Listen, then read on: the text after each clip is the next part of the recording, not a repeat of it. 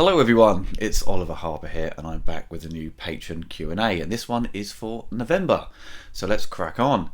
The first question is from Martin. Since Justice League is now a 2-hour movie only, because according to Warner Bros. Blade Runner 2049 failed at the box office because it was deemed for being too long and will give less showings at the cinema, do you think this will hurt the movie in any way like Batman vs Superman? Well, this question is from early November, so now it's obviously the end of the month. And Justice League is out, and I've reviewed it, and it seems to be doing okay with box office numbers at the moment. I think it's on close to making nearly 500 million with a budget of 300 million. I think the first week people were panicking, saying it was going to be a bomb, and they were looking at sort of the domestic figures, and most studios now kind of look towards foreign box office tickets. So I think it's kind of done okay, but I mean, it's still doing its playthrough at the cinema. So the 2-hour runtime, I did think it did affect the movie, but there were parts of it where there was a huge lulls of like nothing really happening. So it's a very kind of thin plot, kind of been stretched out for 2 hours actually.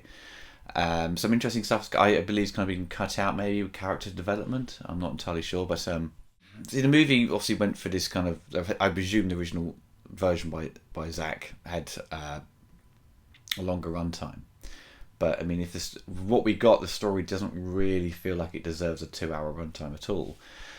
So it felt very baggy. I mean, film should be 2 hours long. Film shouldn't really be 2.5 hours or 3 hours long. I mean, if the story really justifies that, then fair enough. But many blockbusters are really becoming bloated with their runtime, and directors are really struggling to tell a story in a quick manner, and the pacing issues. So at the end of the day, I mean, I thought Justice League was better than Batman vs Superman.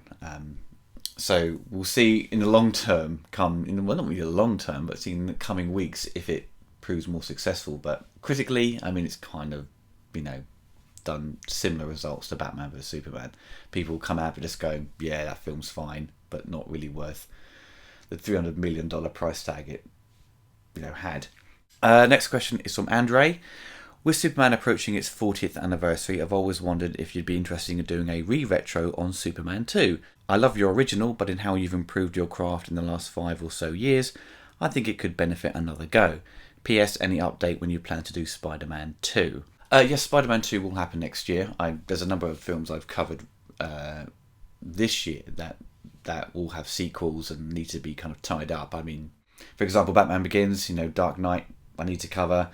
So Spider-Man 2 will happen next year. In regards to Superman 2, yes, I will be going back to that.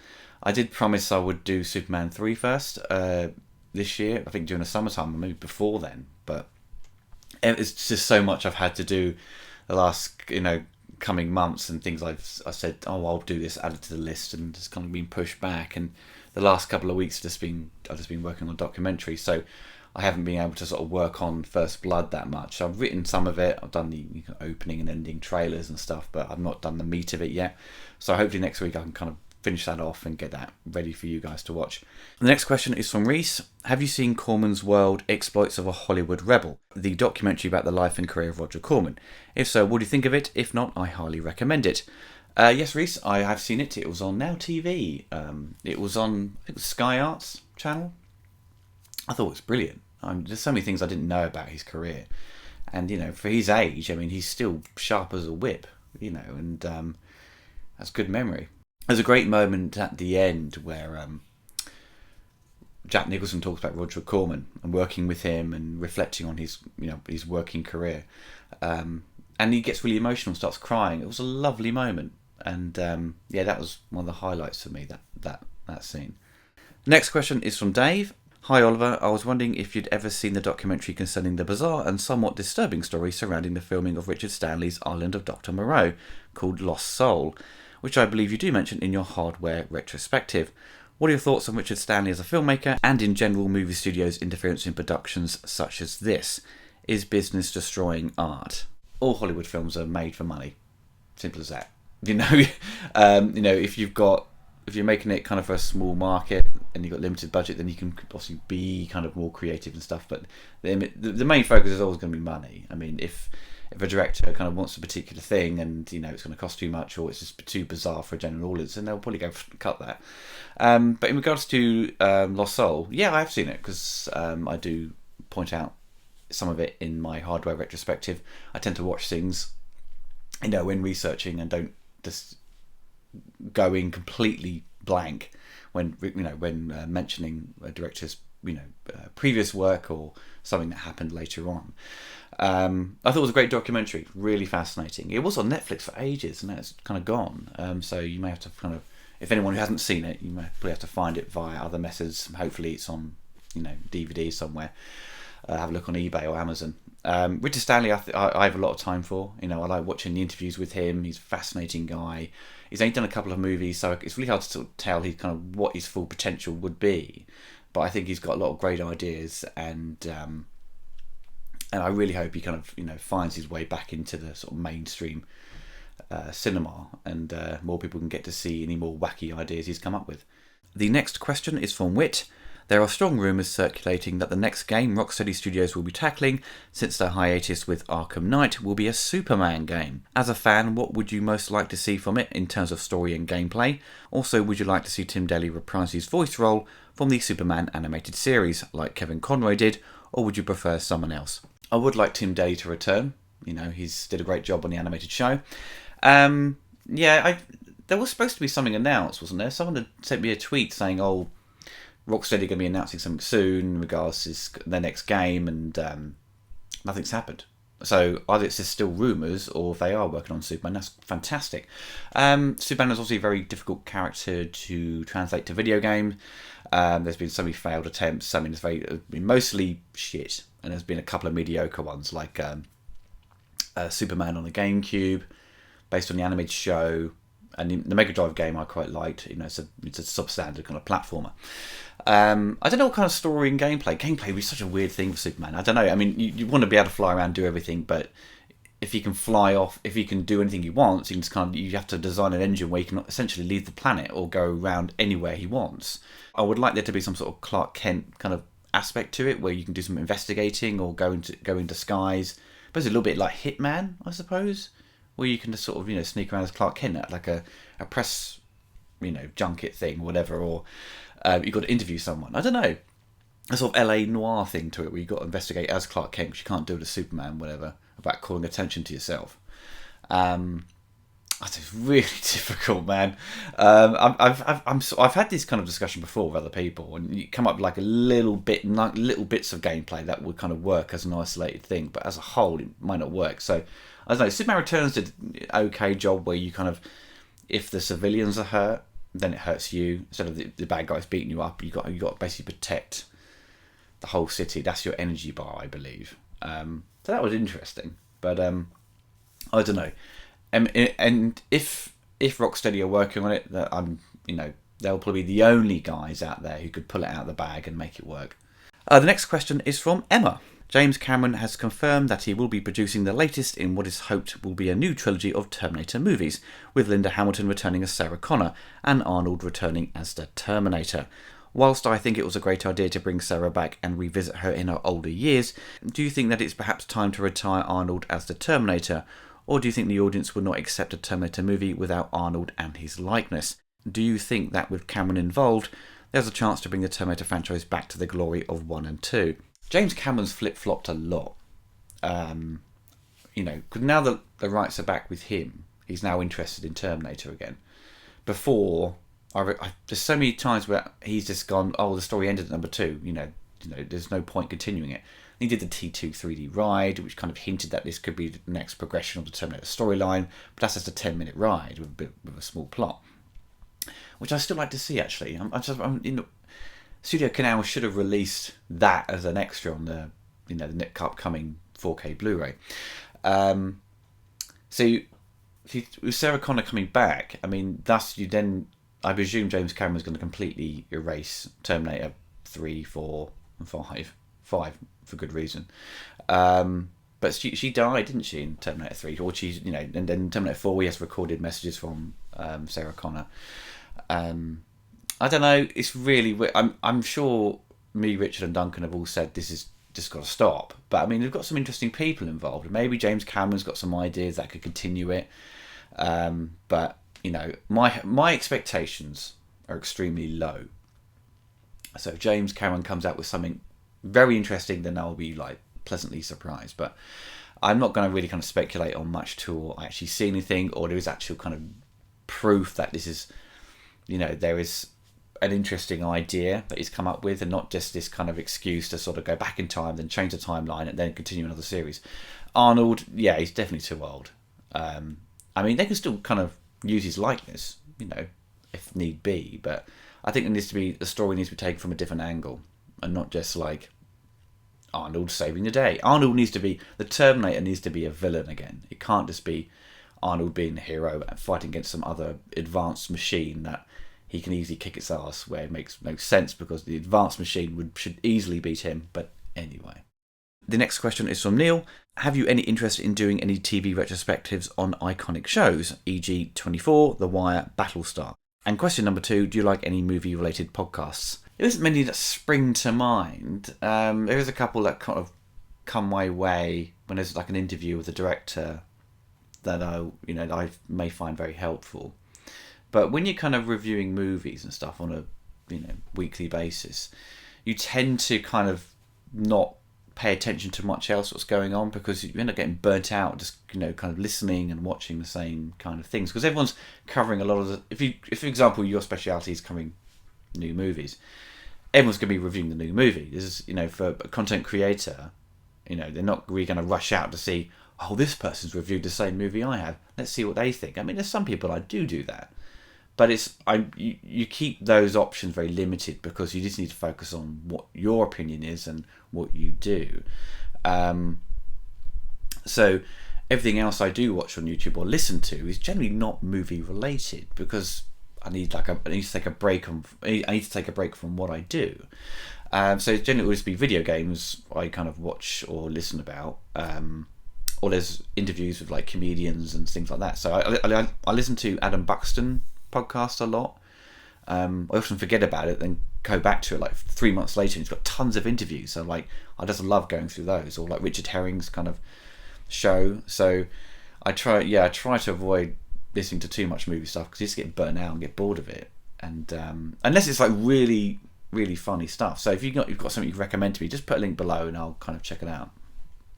And the other question, oh piss, fucking iPad, I didn't even press anything, it's flipped over. Fucking piece of shit. Oh yeah, TV shows. See, covering TV shows is a problem. Not like I don't want to do it, but it's like American TV shows have like 21 to 22 episodes per season. And if someone says to me, so many people have asked me, do you want to do Smallville or X-Files? I'm like, dude, how many episodes are there? And season, just think about it. And I've got to watch all of that and make notes on every single one of them. And then and if you cover them kind of sparingly per season, like, I like this episode, that episode, blah, blah, blah, blah. Someone will go, oh, you missed out such and such episode. I want to hear you talk about that. So you had this, it becomes a nightmare to sort of do. So, I mean, if you could spend like, a month kind of researching a particular show, and you've watched all the episodes, you put it up, you get a copyright claim, and it's kind of taken all away, or it doesn't do that well with your audience. They're not interested in knowing about such and such TV show. So you end up kind of, all the time you put in may end up being kind of slightly wasted. So I have to think what's going to work. So I tend to kind of want to do shows that may have maybe maximum of 4 seasons. Lois and Clark, I said I would do. And what was the other one? That was it.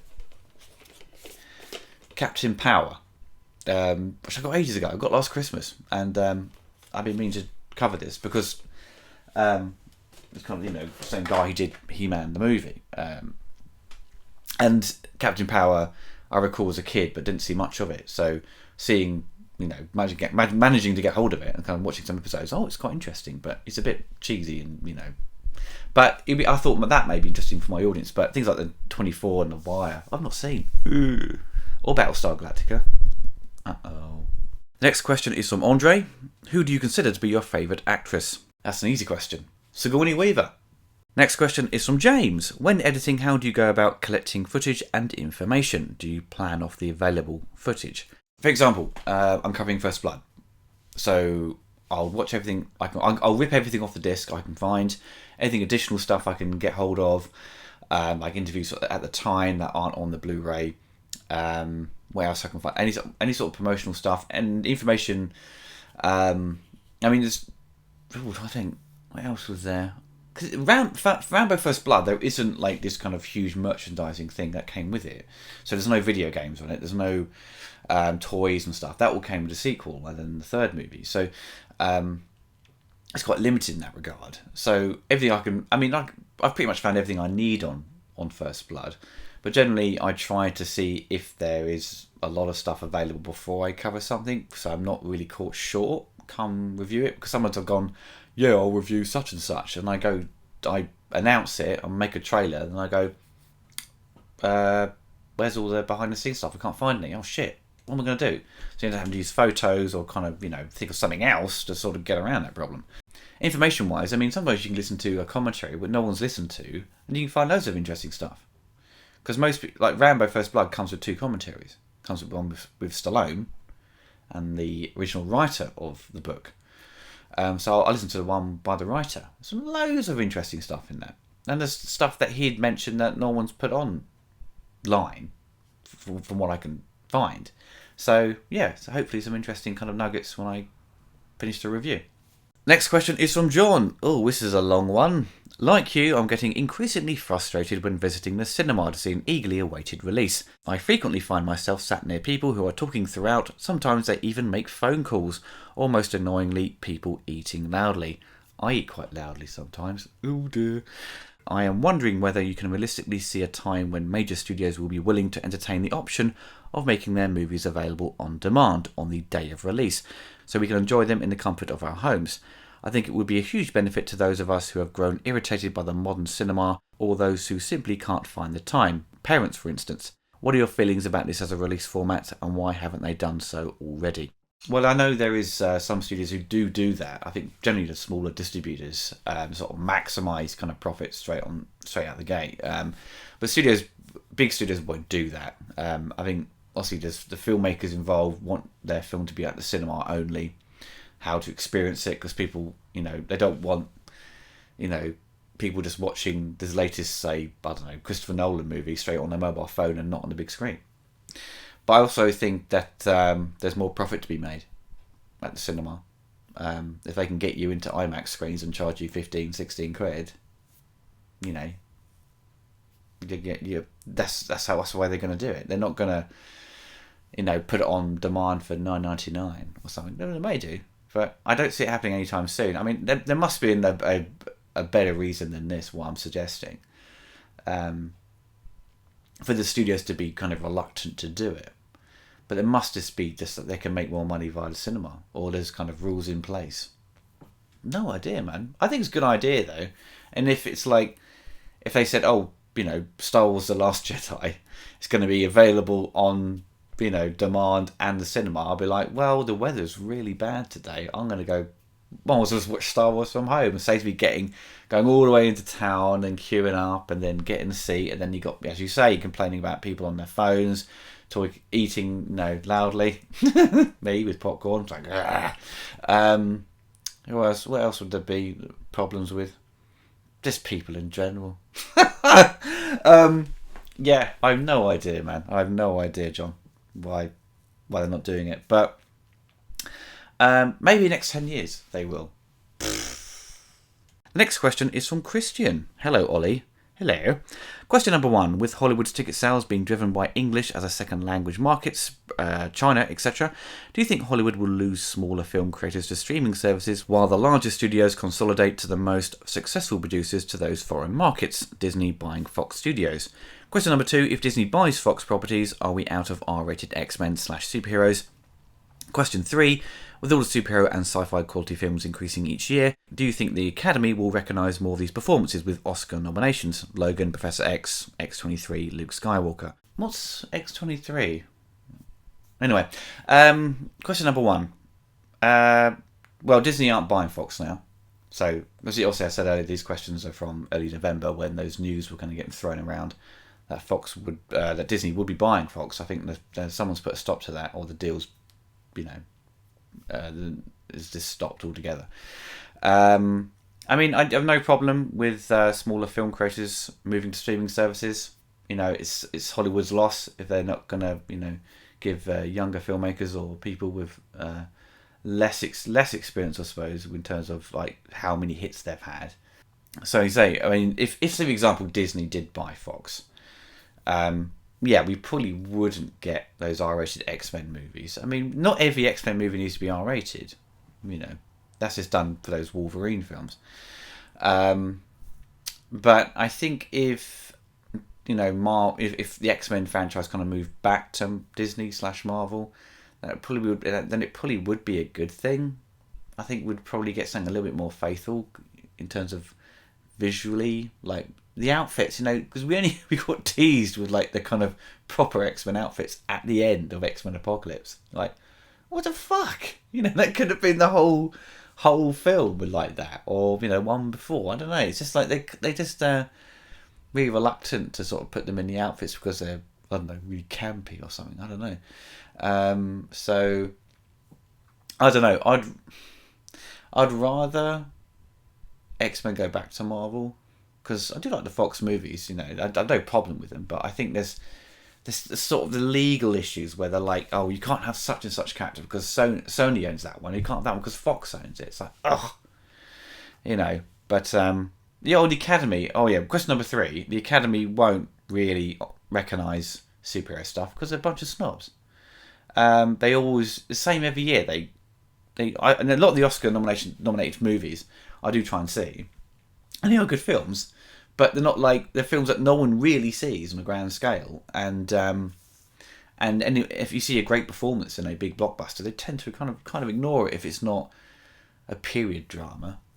Superhero stuff has always been pushed aside by the Academy, even sci-fi stuff. And I think Heath Ledger got nominated, didn't he? He got Best Supporting Actor, didn't he? After The Dark Knight, because he'd passed away. But generally, they're really like, they're just, no, not interested. So, best look, actually, if you want some decent results, just watch the BAFTAs. They're far better at judging quality. The next question is from Nick. What are some film soundtracks that you'd love to own but haven't been released commercially? I know the 1990 Ninja Turtles film was a definite one for you, same as for me. Definitely, Nick. I really want that Ninja Turtle score. John Dupree's music was superb. And it's so odd it hasn't been released. It might be some sort of legal wranglings or something, because I've seen it pop up quite a few times, so like people requesting it. If you go on like forums and stuff related to these kind of film score kind of fan sites. But if you look around the internet, there is a complete score to Turtles 2 and 3 that have been leaked online. And the quality is very, very good. So go have a look around. Next question is from Phil. Hey Ollie, I have 2 different questions this month. Ooh.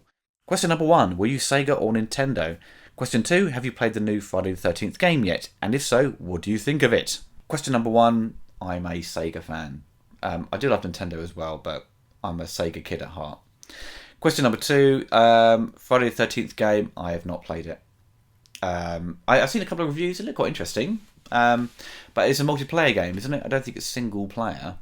They may have changed that recently with some sort of update, but I don't really play many games online. My friend Paul's been, kind of hassling me to play Gears of War 4 online, which I need to do. I just keep forgetting. And then my Xbox subscription thing's expired. I've got to update that. Ugh, annoying. Hey Oliver, do you enjoy watching movies in foreign languages with subtitles? If so, what is your favourite foreign movie of all time? My favourite foreign movie of all time is Cinema Paradiso. Superb movie. Made me cry like a girl. The score is so good. So good. There we go. The last question is from Petter. Hello! Question number 1. Any fun plans for Christmas? Commentaries, video specials, reviews, etc. Question number 2. What kind of home theatre system do you have? Yes, we will be doing more Christmas stuff this year. We've got a video special. We're getting Duncan and Brad involved, hopefully. Richard, of course. We're watching this kind of Christmas film Richard's kind of found, which I've never heard of, but it does have a famous wrestler in it. So Richard's also working on a video himself. If you follow him on Twitter, you may have some idea what he's thinking about. Retrospective wise, I'm not sure what I'm doing. I thought about Home Alone as one. So I've been thinking about that for the last 2 years. I think, should I do Home Alone? I'm like, I can't be bothered. Then this year I'm like, I could do it, because there's some interesting stuff for that, and obviously the video games and things like that, which I quite liked as a kid. Question number 2, what kind of home theatre do I own? It's right next to me here, but Samsung 4K Blu-ray player, Laserdisc player by Pioneer, Japanese one, a video scaler, an Onkyo AV receiver which upscales to 4K, or just goes, you can pass this 4K signal through it, and LG 4K UHD TV as well, so it's maximum 4K. I've got a Center Stage CS1 video scaler, so you can plug in analog stuff like non-HD and make it look HD basically. So because your TV doesn't scale as good as a separate scaler, I found anyway. So I think that is it. My home theatre stuff. I've got like 5.1 surround sound. I could have 6.1 or 7.1, but I just have the space. When I've got more space, then I'll take full advantage of 7.1 surround sound, and probably won't notice any difference. But at least it'll be 7.1. Right, that is the end of the Q&A. The First Blood review should be finished in the next week or so. I do apologise if you've been waiting for that and you got sick of seeing commentaries being posted, but I've been working, as I said, on a documentary which is eating up a lot of my time, and when I do have some downtime, I see Duncan and Richard, and we get a commentary done and sort of give people something to watch or listen to till the next kind of big retrospective. I'm seeing Brad and Richard soon to do reviews on Star Trek Discovery and Stranger Things Season 2, which will be available in a few days, I think, so after this video has been posted. Right, okay everyone, take care, and I'll see you all next time. If you enjoyed the video, you can find more on my YouTube channel, and also you can follow me on Twitter. If you want to help support the channel, you can donate through Patreon and receive monthly perks such as updates on the latest news on my channel, early access to reviews and commentaries before they go live on YouTube. Even the smallest donation can help keep this channel going. Thank you.